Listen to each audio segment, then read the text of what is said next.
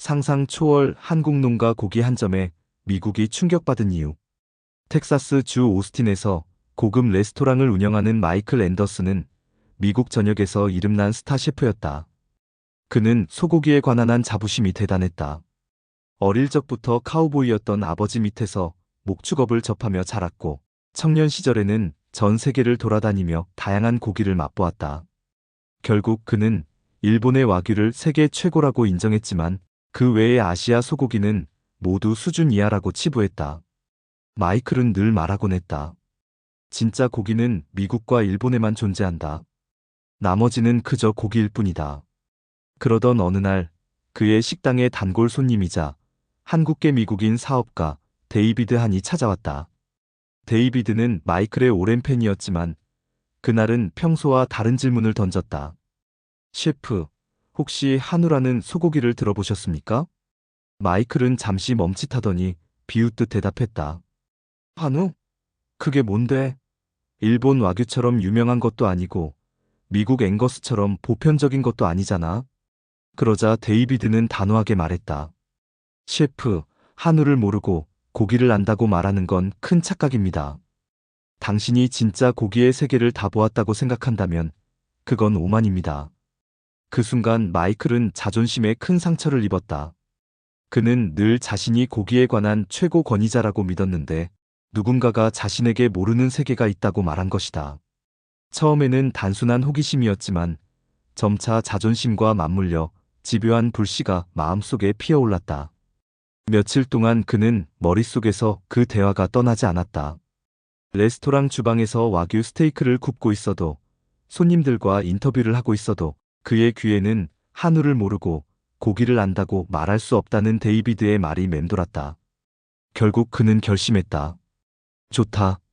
내가 직접 한국에 가서 확인해 보겠다. 그게 별거 아니라면 그 사실을 세상에 알리면 될 테고. 하지만 혹시라도 그게 진짜라면 내 철학을 다시 세워야겠지. 마이클은 곧 한국행 비행기에 몸을 실었다. 인천국제공항에 도착하자 그는 낯선 풍경에 당황했다. 한글 간판, 빠르게 움직이는 대중교통, 질서정연한 거리 풍경. 하지만 그의 목적은 오직 하나였다. 바로 한우. 데이비드가 소개해준 연락처를 통해 그는 충청도 산골에 있는 한 농부와 만날 수 있었다. 그 농부의 이름은 김진수였다. 김진수는 세대를 이어온 한우 농가의 주인이었고 그의 가족 모두가 소를 키우는 일에 삶을 바쳤다. 마이클은 농장에 들어서자마자 눈을 의심했다.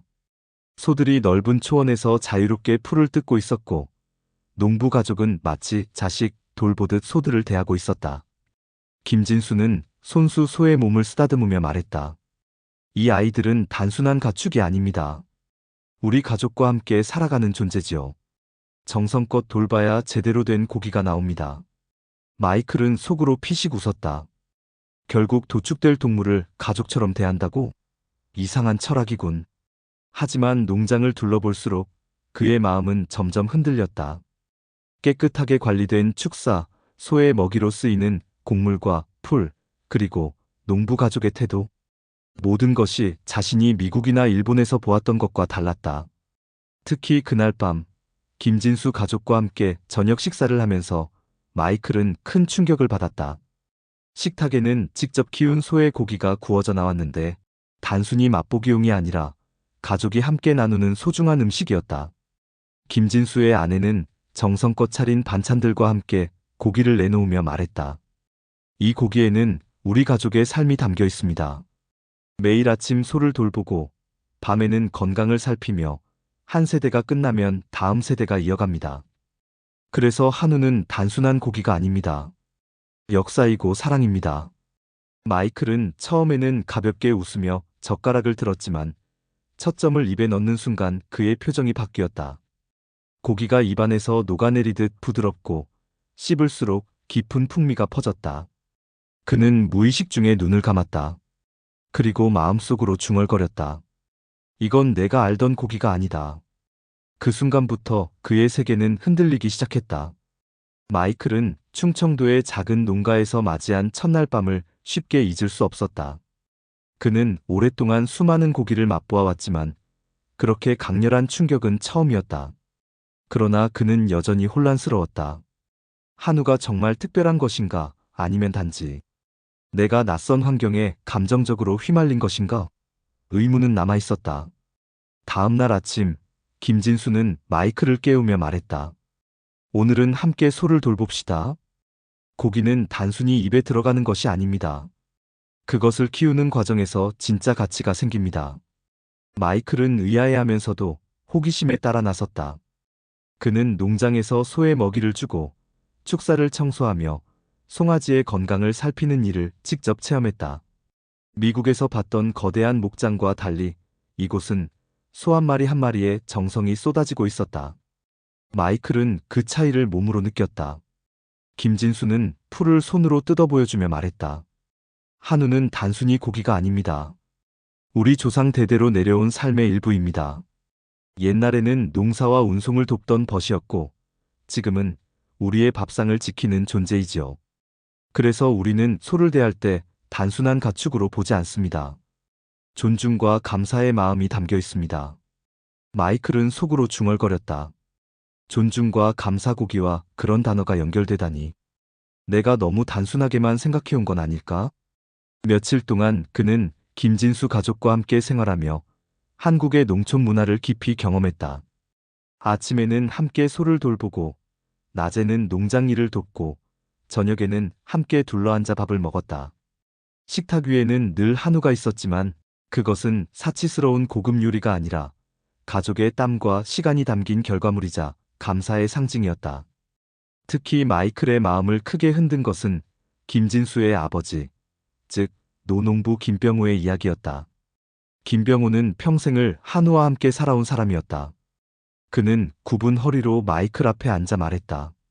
한우를 키우는 건 돈벌이만을 위한 게 아니야. 우리 세대가 쌓아온 전통이고 우리 자손들에게 물려줄 자랑이지. 소 한 마리 한 마리에 우리의 삶이 담겨 있다네. 그 말을 들은 마이클은 자신도 모르게 숙연해졌다. 그는 평생을 최고의 맛을 쫓으며 살아왔지만 정작 그 과정에서 사람과 이야기를 잇고 있었다는 사실을 깨달았다. 며칠 후 김진수는 마이클을 데리고 마을 축제에 갔다. 축제에서는 마을 사람들이 함께 모여 한우를 나누어 먹으며 서로의 안부를 묻고 웃음을 나누었다. 아이들은 뛰어놀고 어른들은 소주잔을 부딪히며 한 해의 수고를 위로했다. 그 중심에는 늘 한우가 있었다. 마이클은 놀랐다. 여기서 고기는 단순한 음식이 아니군요. 사람들을 이어주고 문화를 지켜주는 매개체네요. 김진수는 미소 지으며 대답했다. 맞습니다. 한우는 우리에게 단순한 식재료가 아니라 공동체의 상징입니다. 우리는 고기를 먹으면서 삶을 나누고 역사를 이어가는 겁니다. 마이클의 가슴 깊은 곳에서 뭔가가 흔들렸다. 그는 지금까지 셰프로서 최고의 맛, 최고의 질만을 쫓았다. 하지만 이곳에서 본 한우는 단순히 맛있는 고기를 넘어 사람들의 삶과 문화, 역사가 함께 녹아있는 것이었다. 그러나 마이클에게도 시련이 있었다. 한국에서의 시간이 길어질수록 그의 자존심은 여전히 속삭였다. 넌 지금 감정에 휘둘리고 있는 거야. 셰프로서 냉정하게 맛만 판단해야지. 무난히 철학이니 하는 건 핑계에 불과해. 그는 스스로를 시험해 보기로 했다. 직접 고기를 구워 먹으며 냉정하게 평가해 본 것이다. 하지만 결과는 예상과 달랐다. 불판 위에서 구워진 한우는 입안에서 은은하게 퍼지는 향과 감칠맛으로 그를 압도했다. 그것은 단순한 고기의 맛을 넘어 그동안 농장에서 보고 경험한 모든 것들이 함께 녹아든 맛이었다. 마이클은 마침내 속으로 인정했다. 이건 단순히 혀로만 맛보는 게 아니다. 마음으로 느껴지는 맛이다. 그날 밤 그는 김진수 가족에게 말했다. 나는 지금까지 고기를 단순히 상품으로만 여겼습니다. 최고의 맛을 찾는 것이 셰프로서의 사명이라고 생각했지요. 그런데 여기 와서 깨달았습니다. 고기에는 사람의 삶과 이야기가 담겨 있다는 것을요. 한우는 내 철학을 뒤집어 놓았습니다. 김진수는 미소 지으며 말했다. 이제 당신도 알게 되었군요. 고기는 단순히 배를 채우는 음식이 아닙니다. 그것은 삶이고 역사이고 사랑입니다. 마이클의 마음은 점점 변하고 있었다. 그는 이제 단순히 세계 최고의 고기를 찾는 여정을 넘어서 고기의 진짜 의미를 깨닫는 새로운 길에 들어서고 있었다. 그러나 이 길이 그를 어디로 이끌지 그는 아직 알지 못했다. 한국에서 보낸 시간이 어느덧 2달을 넘겼다. 마이클은 김진수 농가에서 함께 생활하며 한우의 진정한 가치를 온몸으로 느꼈다. 그러나 그의 마음 한켠에는 여전히 무거운 짐이 있었다. 미국에 있는 레스토랑, 그를 기다리는 직원들, 수많은 손님들, 그리고 세계 최고의 셰프라는 명성을 유지해야 한다는 압박감이었다. 이제 돌아가야 한다. 그는 스스로에게 그렇게 말했다. 마지막 날, 김진수 가족은 작은 환송 자리를 마련했다. 소박한 한식 상차림이었지만 정성으로 가득했다. 김진수의 아버지 김병호는 마이클의 손을 꼭 잡으며 말했다. 당신이 이곳에서 무엇을 느꼈는지 우리에겐 중요하지 않습니다. 하지만 부디 그 마음을 잊지 말아주시오. 고기는 단순히 음식이 아니라 사람들의 삶이라는 걸. 마이클은 눈시울이 뜨거워졌다. 그는 말없이 고개를 끄덕였다. 미국에 돌아온 그는 곧바로 레스토랑으로 향했다. 오랫동안 기다린 손님들이 그를 환영했고 언론 인터뷰 요청이 쏟아졌다. 기자들은 물었다. 셰프, 한국에서 새로운 고기를 맛보셨다면서요? 와규를 뛰어넘을 만한 것이 있습니까? 마이클은 순간 대답을 망설였다. 그의 입술 끝까지 한우라는 단어가 치밀어 올랐지만 동시에 자존심이 발목을 잡았다. 내가 지금까지 세상에 선언해온 말이 뭐였지? 와규와 앵거스만이 최고라고 하지 않았던가? 지금 와서 그걸 뒤집는다면 내 명성은 어떻게 될까? 그는 결국 애매하게 웃으며 말했다. 한국에서 흥미로운 경험을 했습니다. 하지만 아직은 평가를 내리기 이릅니다. 그 말은 곧장 기사 제목으로 나갔다. 마이클 셰프, 한국 고기 인정하지 않아. 그러나 그날 밤, 그는 주방에서 혼자 고기를 굽다 멈춰섰다. 눈앞의 스테이크는 완벽했지만 그의 가슴은 공허했다. 이건 맛있다. 하지만 뭔가 빠져있다. 그의 머릿속에는 김진수 가족과 함께 나눈 식사 장면이 떠올랐다. 웃음, 대화, 그리고 정성. 그것이 고기의 맛을 완성했음을 그는 잊을 수 없었다. 며칠 후, 그의 레스토랑에 다시 데이비드 한이 찾아왔다. 셰프, 한국에서 뭘 보고 온 겁니까? 왜 아무 말도 하지 않습니까? 제가 알던 마이클은 진실을 말하는 사람이었는데, 마이클은 깊은 한숨을 내쉬며 고백했다. 나는 한우에서 진실을 봤네. 하지만 그걸 말하면 지금까지의 내 철학이 무너져 버리지. 사람들이 날 어떻게 볼지 두렵네. 데이비드는 조용히 대답했다. 셰프, 두려움 때문에 진실을 숨긴다면 그건 셰프로서 죽는 길입니다. 당신이 본 걸 세상에 말하세요. 그것이 당신이 살아온 이유 아닙니까? 마침내 결단의 순간이 찾아왔다. 국제요리 박람회에서 마이클은 기조연설자로 초청받았다. 수천 명의 셰프와 언론인들이 모인 자리, 그는 단상에 올랐다. 모두가 기대하는 질문은 하나였다. 세계 최고의 고기는 무엇인가? 그는 잠시 눈을 감았다가 단호하게 말했다. 나는 지난 수십 년간 최고의 고기를 찾아 세계를 돌아다녔습니다. 그리고 얼마 전 한국이라는 나라에서 한우를 만났습니다. 그것은 단순한 고기가 아니었습니다. 세대가 이어온 정성, 가족의 사랑, 공동체의 문화가 함께 담긴 살아있는 역사였습니다. 나는 이제 와규와 앵거스만이 최고라고 말하지 않겠습니다. 한우야말로 진정한 고기의 본질을 보여주었습니다. 순간 회의장은 술렁였다. 누군가는 놀라 입을 다물지 못했고 누군가는 박수를 쳤다. 하지만 동시에 비판도 쏟아졌다. 마이클이 드디어 미쳤군. 한국의 돈이라도 받았나? 마이클은 흔들리지 않았다. 그는 확신에 찬 목소리로 덧붙였다. 여러분, 고기는 혀로만 맛보는 것이 아닙니다. 마음으로 느껴야 합니다. 그리고 나는 그 진실을 한국에서 배웠습니다. 이 발표는 전 세계 언론에 대서특필되었다. 마이클 셰프, 한우 극찬. 와규 대신 한우? 세계 요리계 충격.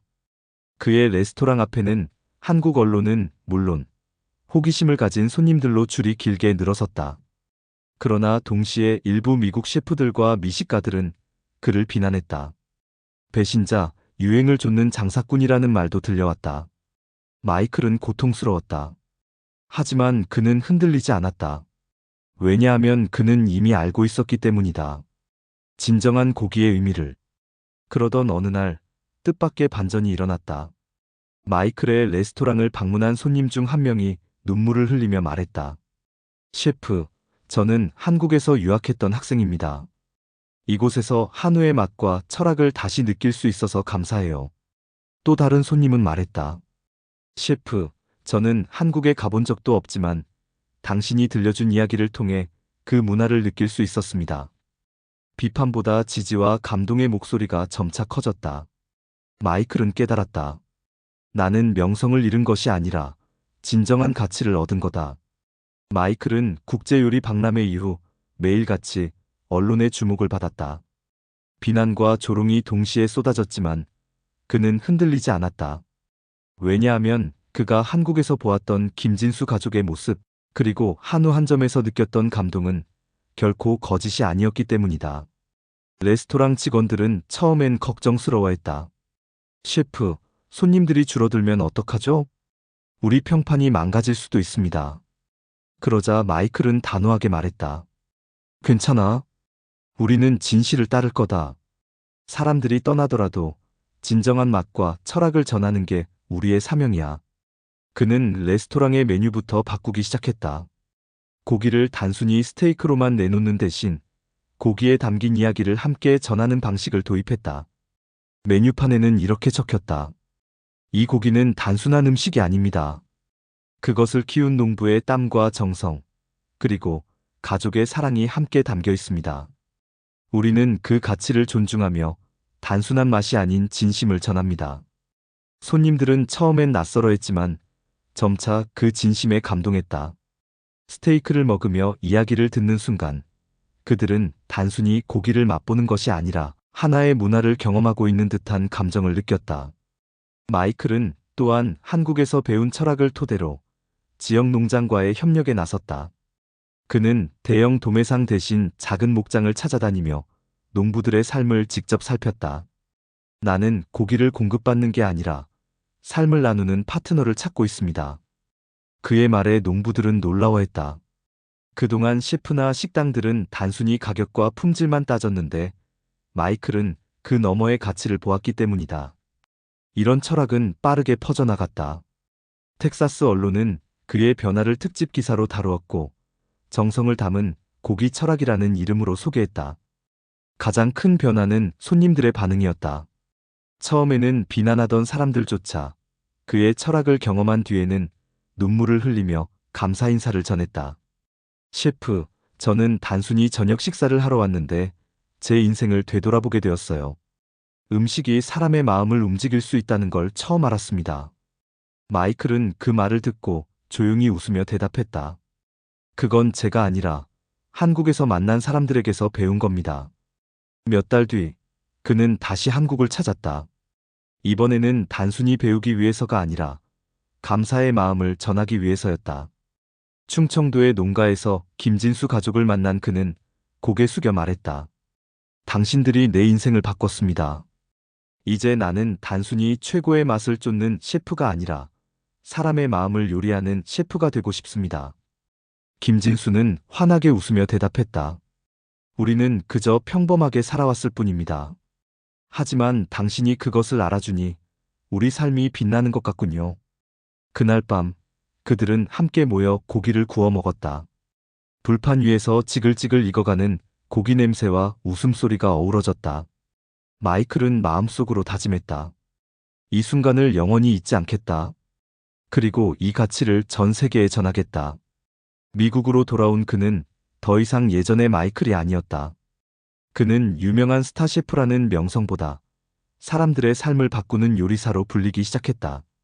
그의 레스토랑은 단순한 식당이 아니라 문화와 감동을 전하는 공간이 되었고 많은 젊은 셰프들이 그에게 배움을 청했다. 그리고 그는 언제나 제자들에게 이렇게 말했다. 진짜 맛은 혀가 아니라 마음에서 온다. 나는 그걸 한국에서 배웠다. 고기는 단순한 음식이 아니라 사랑과 역사, 그리고 사람의 삶이 담긴 이야기다. 그의 철학은 결국 전 세계로 퍼져나갔다. 수많은 셰프와 요리학도들이 그의 이야기를 듣고 한국을 찾았으며, 한우는 단순한 고기를 넘어 하나의 문화적 상징으로 자리 잡았다. 그리고 마이클은 늦은 밤 주방에 혼자 서서 불판 위에서 익어가는 고기를 바라보며 속으로 중얼거렸다. 나는 이제 알았다. 진정한 요리는 맛을 넘어 사람의 삶을 담아내는 것이다. 그리고 나는 그 길을 끝까지 걸을 것이다. 그의 이야기는 단순한 미식 탐험담이 아니라 한 인간이 자존심과 오만을 넘어 진실과 감동을 깨닫는 여정이었다. 그리고 그 여정의 끝에는 언제나 한국에서 배운 한 가지 교훈이 있었다. 맛은 혀가 아니라 마음으로 느끼는 것이다.